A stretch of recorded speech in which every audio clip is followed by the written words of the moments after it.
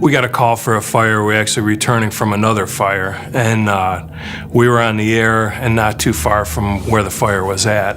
And when we got there, it was just, smoke's coming out, top windows, and we saw people coming out choking because I guess they was trying to go back up. And several people in the front yard telling us that there was an infant trapped in the bedroom upstairs. I pretty much stayed at the door area and searched that area while Mike went inside to search for the girl. And we kept in good communications, so he can find his way out because it was thick smoke. It was really, really thick smoke. So, And Jim and I proceeded to go up the back steps where we found an older adult. We got her out. And then once we got her down to a safe place on the landing, first floor landing, we went back upstairs. I guess he heard the girl move or do something. He grabbed him, and then I gave him the signal to find his way back to the door, and then we rushed out. And within a couple of minutes, she was on the cot and going to the hospital.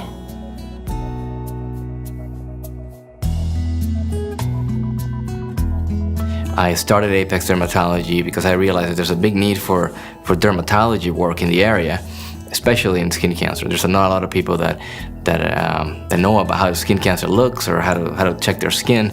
So, I do a lot of outreach, a community service, and I developed this spot check program, which it basically is, if you're a patient that has a new spot, a new lesion, a skin lesion that's growing or bleeding, we'll see you right away within 48 hours, no matter what. So for me, it's more of a open access to those people that really need an evaluation right there. It's almost like a daily battle that you have with skin cancer, and I get very motivated by it. It gives me a sense of joy and say, hey, listen, let's keep moving forward. We're doing the right thing.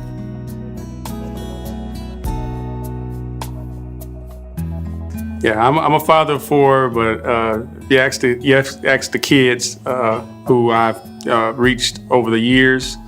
A lot of them call me Pop, and some of them are on TV Saturdays, Division I football, and all I ask of them is that they get a college education, and I do that through one mean: love.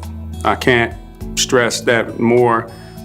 Young black men in this community, is foreign to them. To have a man to give them something that is totally absent in their life for most of their life, and to give them love, and that is not no catch. There's no angle, and that mostly that when they rely on you to be there, that you arrive.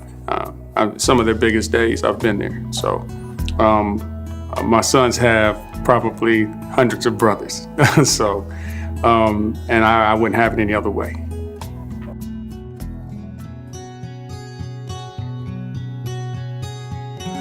As we age, we confront diseases that we don't have in childhood, like breast cancer and ovarian cancer and prostate cancer.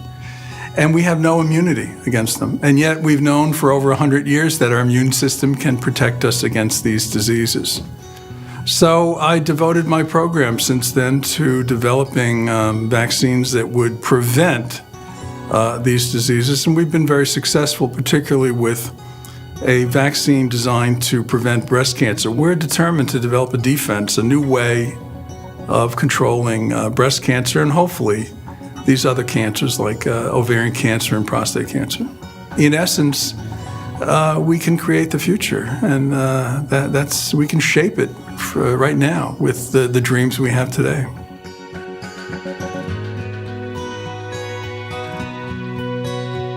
I have been fortunate to be given the opportunity to wear a lot of different hats.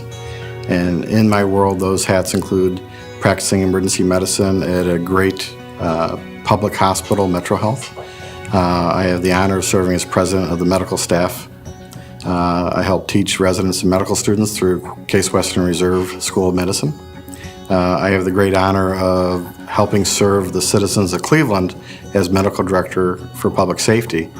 In addition, I help serve our greater community, supporting the flight program as a flight physician with Metro Life Flight, which serves the Northeast Ohio region with critical care transport and trauma response. And I get to help support the hospital as a member of the Metro Health Foundation. I remember reading a quote when I was in high school from Dr. Jonas Salk, and he developed the polio vaccine.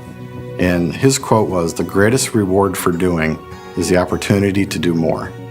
And so when I'm given the opportunity to help people in different capacities, I find it very hard to say no if it's something I think I can accomplish and truly help them.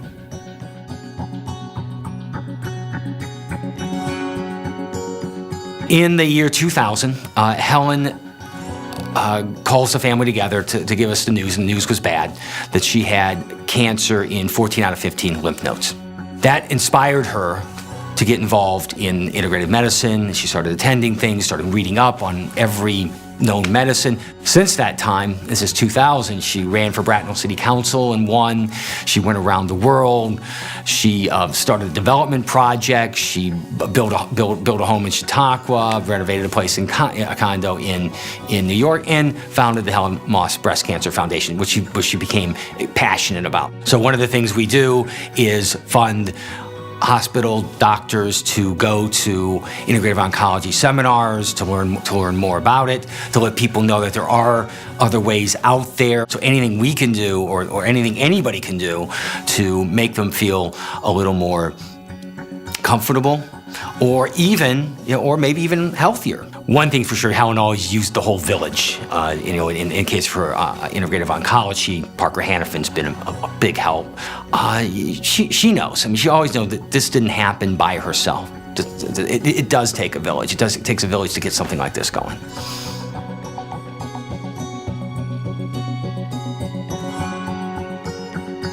Gus is a big, gentle giant.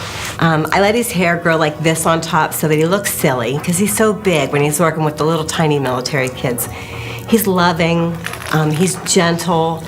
I volunteered in 1985 with the Red Cross for 2 days. I was what we call a spontaneous volunteer. And then when the World Trade Center fell, I got online and I looked and said, how can I help? And it said, go to your Red Cross. So I did.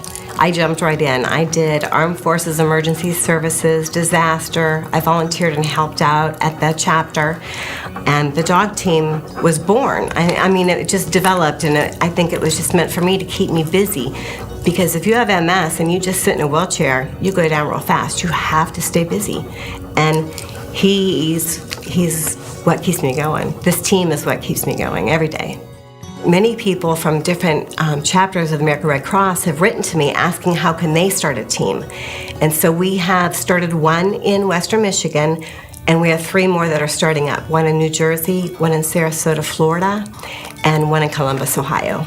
And it's my dream to have this at every chapter that's by a military installation.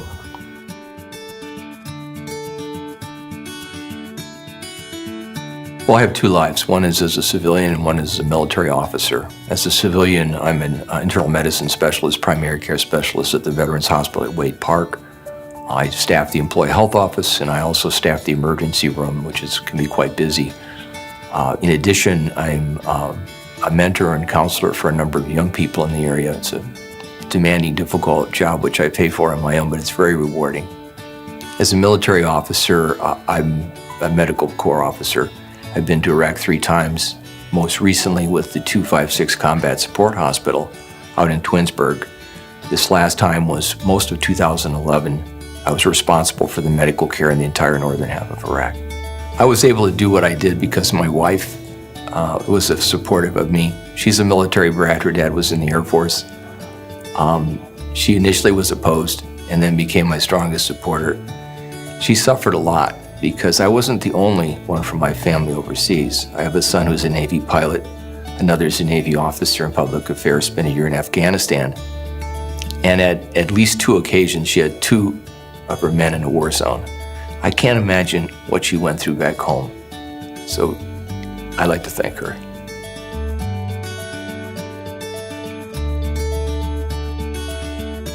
For years, I've been doing the holiday mail for heroes. More so, when I was doing my family cards, I would do 1 or 2 extra ones and just send them off to the Red Cross, and they would pass them out to the heroes.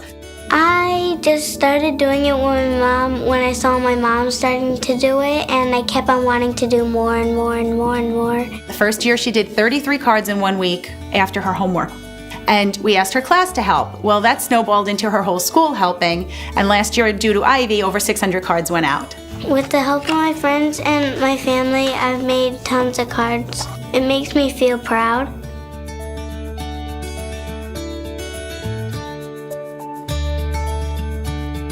Being that it was summer, my daughter, my older one, loves to swim. She loves the beach, and she had been asking to go. As we were going down the walking path, we started hearing some pretty frantic yelling for help, some calls for help. And basically at that point, some woman approached me on the walking path and she said they're yelling for help down there. I saw that the little boy was pretty much just kind of floating. He was unresponsive. And so I grabbed him and started to swim inland with him. And there was another man that showed up, and I asked him, I said, "Can you help me bring him in?" And he said, "Sure." We were up on land pretty much in a couple minutes at that point, and we put him down, and he had no pulse. And so we started CPR together.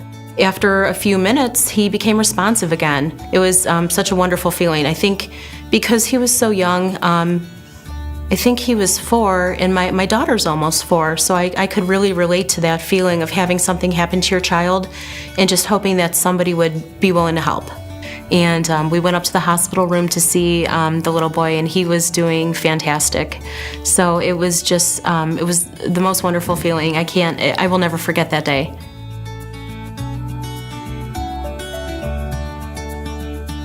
They needed volunteers to go to Brecksville Hospital to volunteer to help the patients out, and also Wade Park.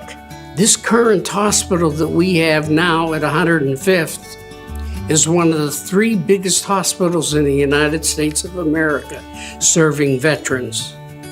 And we would go into each room and give the veteran a canteen book, a fresh donut, and we would give them punch, a fruit punch, so they would have it. And we would sit and talk with them or find out about their families, etc. But to give them a little bit of home, you would look in their eyes and you could see how grateful they were. And to me, I melt when I see that. I'm a sucker when it comes to that. Hi everyone, I'm Monica Robbins from Channel 3 News, and I would like to personally congratulate all of the nominees for their dedication in improving the lives of those around them. On a personal note, Uncle Ed, I'm so sorry I cannot be there with you. However, I know how hard you work for our veterans, and I'm so incredibly proud of you. You always have been and always will be my hero. Have a beautiful day, everyone.